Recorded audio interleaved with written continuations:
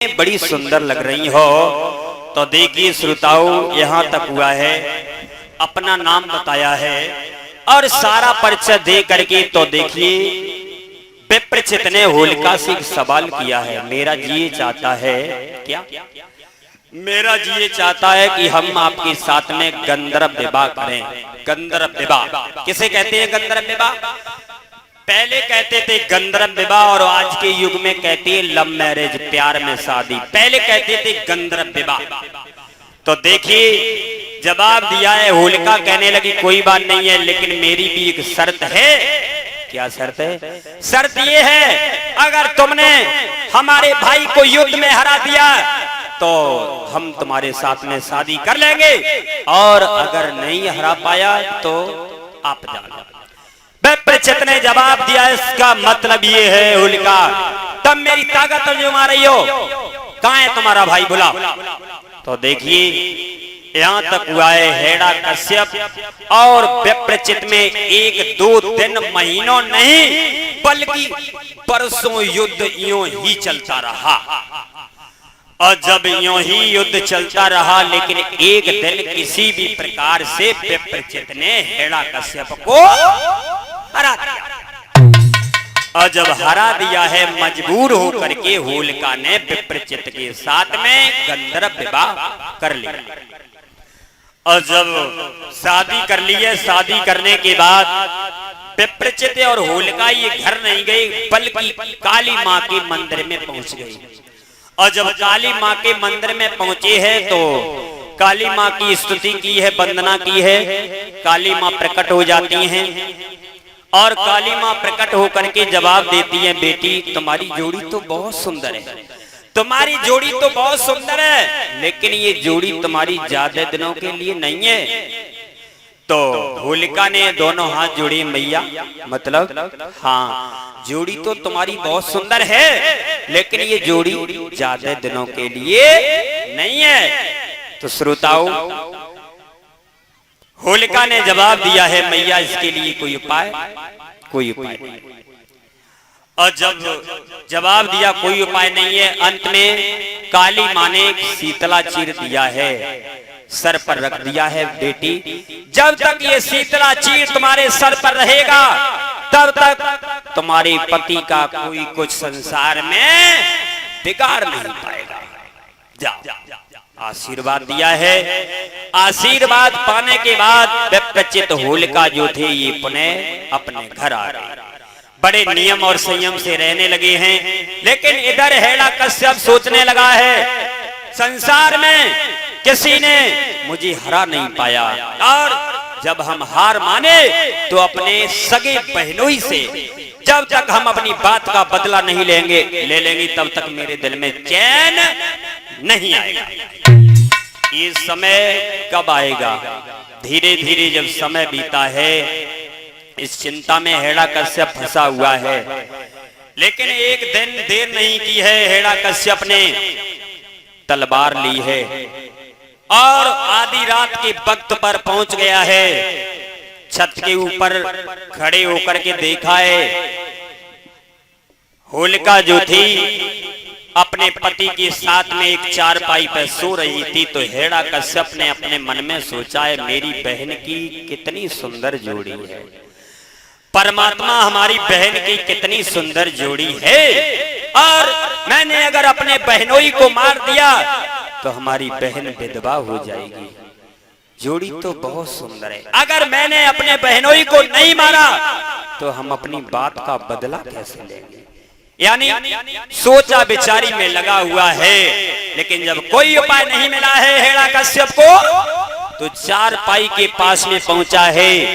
सोचा विचारी करता रहा, लेकिन कुछ देर के बाद में अपनी तलवार के द्वारा, देर नहीं की है, और उसी टाइम पर होलिका के सर से चीर जो था ये नीचे हो चुका था। देर नहीं की है, हेड़ा कश्यप ने अपनी तलवार के द्वारा विप्रचित अपने सगे बहनोई का सर जो था ये काट दिया। और जैसे ही सर काटा है, होलिका जाग गई है। जवाब दिया, भैया ये तूने क्या किया है? अरे ये तुमने क्या कर दिया, अपने हाथों से अपनी बहन को विधवा बना दिया है। भैया मैं कहाँ जाऊंगा, मैं कहाँ जाऊंगा, अपने हाथों से तुमने मुझे विधवा बना दिया है।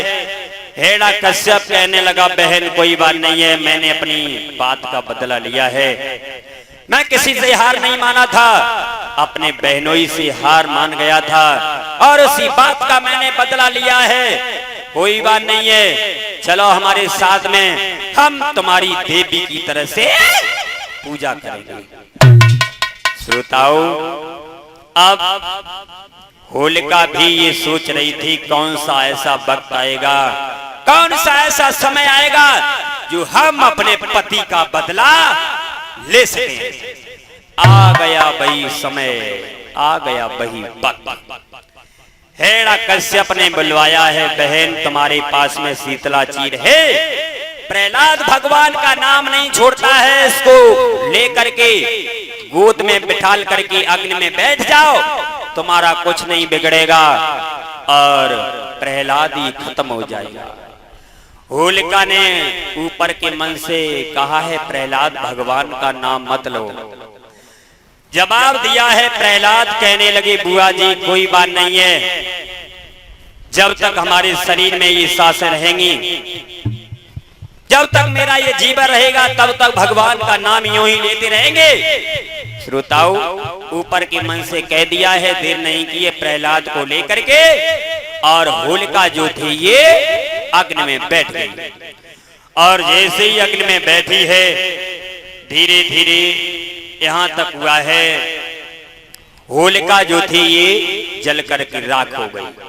शीतला चीर जो था, ये हवा का ऐसा झोंका आया है, उस हवा के झोंके से शीतला चीर जो था ये प्रहलाद के ऊपर हो गया है और होलिका जो थी जल करके राख हो गई। प्रहलाद उठ करके पहुंच गई पिताजी के पास में, जवाब दिया है, पिताजी राम राम, और कोई उपाय है, और कोई उपाय हो तुम्हारे पास, वो भी आप पूरा कर लीजिएगा। तो देखिए श्रोताओ, यहां तक हुआ है। उसके बाद में हेड़ा कश्यप ने जवाब दिया, प्रहलाद अब देखेंगे तुझे कौन है बचाने वाला। तेरे ही कारण हमारे जल्लाद खत्म हो गए, एक नौकर खत्म हो गया है, हमारी बहन खत्म हो गई है, और अब तुझे हम जीवित नहीं छोड़ेंगे, बल्कि तुझे जान से खत्म कर देंगे। और अब देखते हैं तुझे कौन है बचाने वाला। देर नहीं की है, एक खंबा गर्म करवाया और इतना गर्म करवाया, इतना गर्म करवाया, एक खंबा जो था ये लाल पड़ गया। और जब लाल पड़ गया है, प्रहलाद से जवाब दिया, प्रहलाद देख रहा है इस खंबे को, पकड़ ले इस खंबे को, अब देखेंगे तेरा राम भगवान ईश्वर कहाँ है, कौन है तुझे बचाने वाला। प्रहलाद ने जैसे ही खंबा देखा है, प्रहलाद सोचने लगी परमात्मा अब क्या। लेकिन स्वर्ग में भगवान विष्णु ने देखा है, मेरा भक्त डरने लगा है, भगवान ने चींटी का रूप धारण किया है और उस खम्भे पर रेंगने लगे हैं। और जैसे ही खम्भे पर रेंगने लगे हैं श्रोताओ, प्रहलाद ने एक नजर से देखा है, आहा इस खम्भे पर चींटी चल रही है, जब इसका कुछ नहीं बिगड़ रहा है तो मेरा क्या बिगड़ जाएगा। तो प्रहलाद ने एक जवाब दिया था, पिताजी मेरी बात सुनो, आप ये कह रहे हो तेरा भगवान कहाँ है, ये खंबा देख रहे हो, इस खंबा में भी मेरा भगवान है, और तुम ये तलवार पकड़े हो, इसमें भी मेरा राम है। उससे पहले आप मेरी बात सुनिएगा। प्रहलाद जो थे ये जवाब देने लगे हैं, पिताजी